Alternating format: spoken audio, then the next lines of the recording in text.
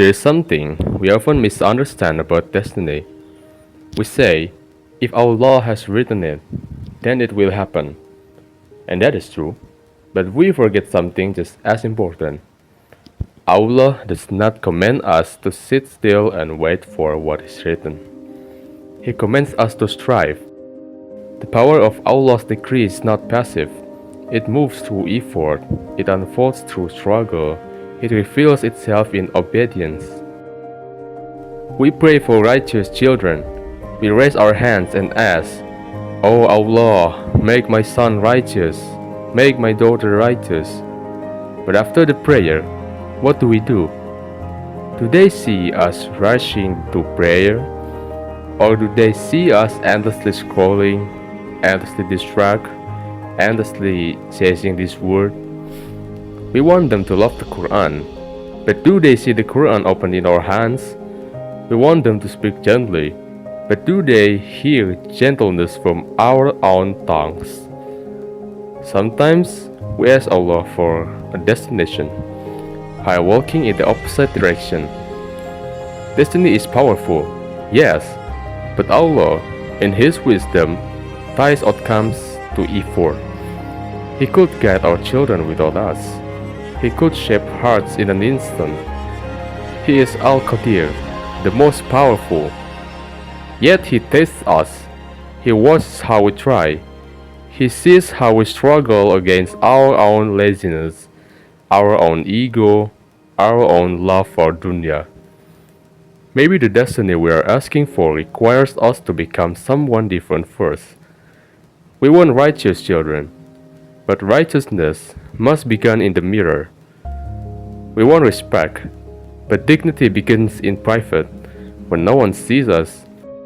We want Allah's blessings, but blessings go in consistency, not in wishful thinking. Improving ourselves is not a competition. It is not about becoming better than others. It is not about looking more religious, more knowledgeable, more impressive. It is about becoming worthy, not worthy in front of people, but worthy in front of Allah. There is a difference. When we fix ourselves to look superior, we feed our ego. But when we fix ourselves to earn Allah's pleasure, we purify our intention. An intention changes everything. A father who wakes up for Fajr, even when tired, that is silent da'wah. A mother who controls her anger for the sake of Allah, that is silent strength. A young person who lowers their gaze when no one is watching, that is unseen victory. These moments may look small, but in the sight of Allah, they shake the scales.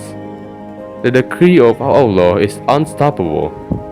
What He wills will happen. But perhaps, just perhaps, the version of destiny we are praying for is waiting for the version of ourselves we are refusing to become. Allah does not need our effort. We need it. Because effort transforms us, struggle polishes the heart, discipline builds sincerity, and sincerity attracts the mercy of Allah. So if you want a righteous family, be righteous when no one applauds you.